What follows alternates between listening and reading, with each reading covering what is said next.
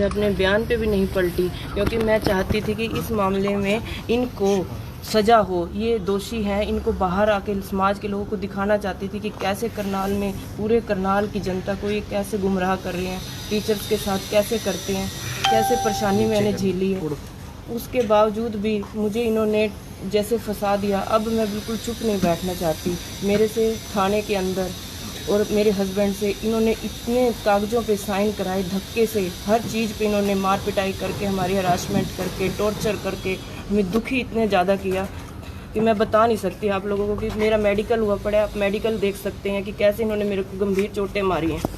Ma'am, सबसे बड़ी बात है कि कई ऑडियो रिकॉर्डिंग्स आपके पास हैं, लेकिन शिव गोंदर ने सिर्फ एक ऑडियो क्लिप का एक हिस्सा सा दिखाकर यह जाहिर कर दिया कि आप कसूरवार हैं, आप हनी ट्रैप में जो है शामिल हैं। जबकि ये ऑडियो रिकॉर्डिंग्स, अभी कई ऑडियो रिकॉर्डिंग्स आगे भी हम सुनाएंगे, लेकिन उसको क्लियर करती हैं कि किस तरह से शिव गोंदर आपको जो है प्रेशराइज कर रहा है, किस तरह से आपसे भाई बहन का रिश्ता बनाकर नजदीकी बनाता हुआ नजर आ रहा है। और यहां तक कि जो उसने मीडिया में इंटरव्यू दिया कि वह प्रताप पब्लिक स्कूल के मालिक अजय भाटिया को तो जानता नहीं है, वह तो एक जो है पंचायती के तौर पर आया था, लेकिन खुद वह कबूलता हुआ नजर आ रहा है कि किस तरह से अजय भाटिया तो है ही ऐसा, इसलिए उसने अपने बच्चों को वहां पर नहीं डाला। पूरा शहर जानता है, जब छोटा था तब से उनके बारे में सुनता आ रहा है। तो आखिरकार ऐसा क्या हुआ कि वही शिव गोंदर आरोपियों के साथ मिलकर आपकी रिकॉर्डिंग कर अपने दोस्त वकील को बुलाकर आपको रंगे हाथ पकड़वाता है? ऐसा क्यों हुआ?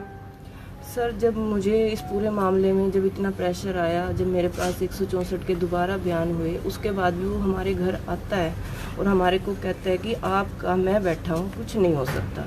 उसके बाद मुझे उसमें लगा शक कि कहीं ना कहीं ये लोग भी उन लोगों के साथ मिला हुआ है। तो मैंने कुछ एक आधी रिकॉर्डिंग करी जो मैंने सेफ रखी थी। जब मैं जेल से बाहर आई तो मैंने वो सुनी। जब मैंने उसके बयान सुने तो मेरी मतलब दिल रोया। मेरी आंखों में, मैं जो 10-14 दिन और निकाल के आई हूँ जेल में, मैं हर रोज़ सोचती रही कि इस आदमी ने मुझे धोखा, भाई और बहन के रिश्ते को कलंकित क्यों किया, क्यों मुझे धोखा दिया। जब मैंने इसका बयान सुना तो उसके बाद मैं बहुत ज़्यादा मतलब इतनी डिप्रेस्ड हो गई कि मैंने अपनी जो सेफ रखी थी रिकॉर्डिंग वो सुनी, और मेरे को मजबूर होना पड़ा कि उस रिकॉर्डिंग का एक भाग आप खुद सुन लो, आप खुद देख लो कि मेरे साथ। मैम, ये आपके संपर्क में कैसे आया? ये अपने आप आया या इसको लाया गया था, प्लान किया गया था? सर, ये अपने आप हमारे घर आया, हमें नहीं पता इसको उन लोगों ने कैसे भेजा और क्यों भेजा। तो आकर इसी तरह की बातचीत शुरू हो गई थी? पिताजी ने मैम एक शुरुआत आपसे करते हैं कि जिस दिन आपने एलिगेशन लगाए कि इन्होंने मेरे साथ, ये बताएं कि वो एलिगेशन 2018 में इन्होंने आपके साथ गलत कार्य किया था या उसके बाद भी ये आपके साथ गलत कार्य करते रहे? सर, मैं ये सारी बातें राठौर साहब को बता चुकी हूँ और उनसे आप हर बात का जवाब ले सकते हो। मैं इस टाइम बहुत परेशान हूँ, मैं आपको अपनी सारी बातें इस टाइम नहीं बता सकती। मैं बहुत ज़्यादा, मैंने जो बताना था आपको बता दिया है कि उसका इंटरव्यू सुनने के बाद मैं बहुत दुखी हो गई, मैंने आपको बता दिया सर। अब तो मैडम एक मिनट, तहसीलदार से कैसे मतलब वो संपर्क में आया अजय भाटिया? क्या उनके पुराने रिलेशन थे? क्योंकि इशू तो यही है ना मैडम। सर, उनके होंगे पुराने रिलेशन। मुझे इस बारे में जब उन्होंने मुझे अपने कोठी पे बुलाया, तहसीलदार ने, अजय भाटिया ने, तो वहाँ उन्होंने मुझे बताया कि ये तहसीलदार है करनाल में, तो वहाँ मुझे पता लगा कि ये तहसीलदार है। तो ये ऑडियो सुनते हैं, मजबूर किया गया तहसीलदार के साथ आपको रिलेशन बनाने के लिए? हाँ जी सर, बिल्कुल मजबूर किया गया। हाँ। तहसीलदार कहता है कि मैं तो जानता नहीं आपको। सब आप खुद ही देख लो, सुन लो क्या क्या, अब आपको सारी चीजें पता। तहसीलदार ने आपको कभी फोन भी किया मैडम उसके बाद? बहुत फोन किए हैं सर उसने। तो आपको कंपेल भी करता था ज्वेल्स होटल में आने के लिए? बिल्कुल सर।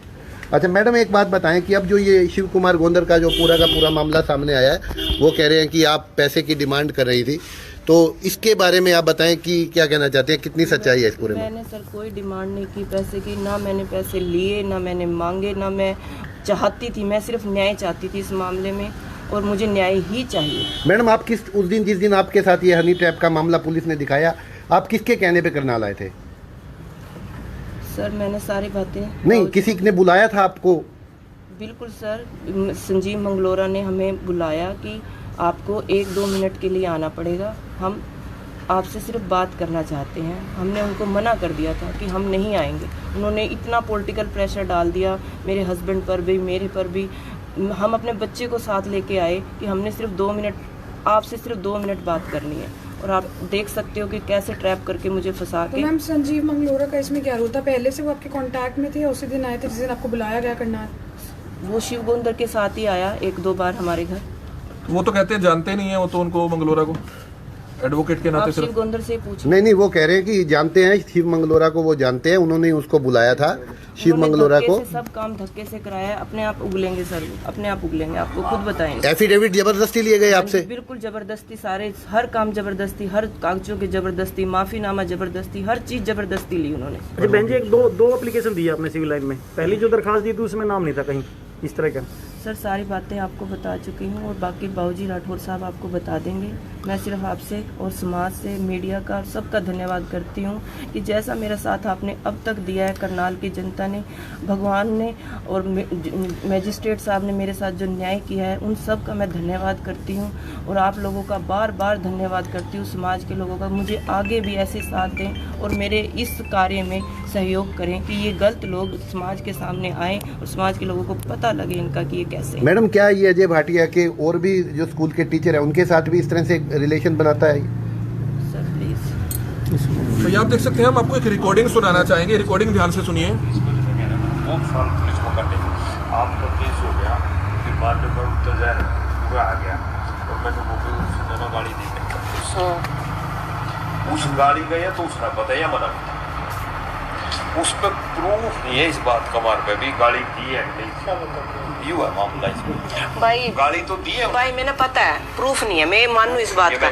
जो कोर्ट की है ना, कोर्ट की तो एविडेंस प्रूफ तो पुलिस निकाल सका भाई वहाँ। अगर पुलिस है ना सही तरीके से काम करा, मैं दूसरे एसएचओ से भी कह रही थी, मगर अगर आप लोग सही तरीके से काम करो ना, आप ना कोऑपरेट करेंगे वहाँ के टीचर्स। सर बहुत दुखी हैं। बहन जी, उन टीचर के भरोसे ही आपका केस नहीं लड़ा जा सकता। अरे पुलिस इन्वेस्टिगेशन नहीं रही है, मान लो वो गलत है टीचर, इसके वो क्यों बोलेंगी? और क्यों अपना घर में बैठेंगे बिना बात? और आदमी थोड़ी कर सकेंगे वो है, वो किस मान है आज का पता इस बात का। हम तो छोटे छोटे जब तक बारह पटक रहे प्रताप स्कूल का मालिक ही सर, बताओ तो अपने बालक भी नहीं करे। मानना क्यों नहीं पता लगा यार, कभी आमना क्यों नहीं पता लगा भाई? इसको तो सारे शहर न पता, और सारी पंजाब में जो मामला है सारे पंजाबियों को पता है कि वो और कैसा देखिए है, किस इस तरह की की बात भाषा करते हुए नजर आ इस्तेमाल रहा है की जा रही इसमें हमारे को न्याय दिलाने में सक्षम तो एमएलए के बेटे का ही मुख्य साजिश करता रहा। साजिश करता मुख्य यही है। बलबीर जी उन्होंने कहा कि आप उनको बुला के लेके गए थे, क्या ये बात सच्ची है? क्या आपने उनको अप्रोच किया था कि भाई नहीं आप? बाबूजी, मैंने तो कहाँ अप्रोच किया था, मैं जानते ही नहीं था जिसको। अच्छा, शिव को नहीं जानते थे आप? तो वो कैसे आया इस पूरे? वो कह रहे आपका नाम ले रहे हैं। वे सलूजा मेरा दोस्त है, वे सलूजा त्रावड़ी वाला। उसने मेरे को फोन किया कि भाई ऐसे है कि कल को एसपी को मिलना है, उसको मिलना है, और वो वेद सलूजा के पास बैठा था। अच्छा। उनकी 14 तारीख की रात की 8:30 बजे की, चाहे उसमें देख भी लो। ठीक है जी। वेद सलूजा से उससे, और उसने बार बार कहा इसका ये फायदा रहेगा कि कल को मतलब वो है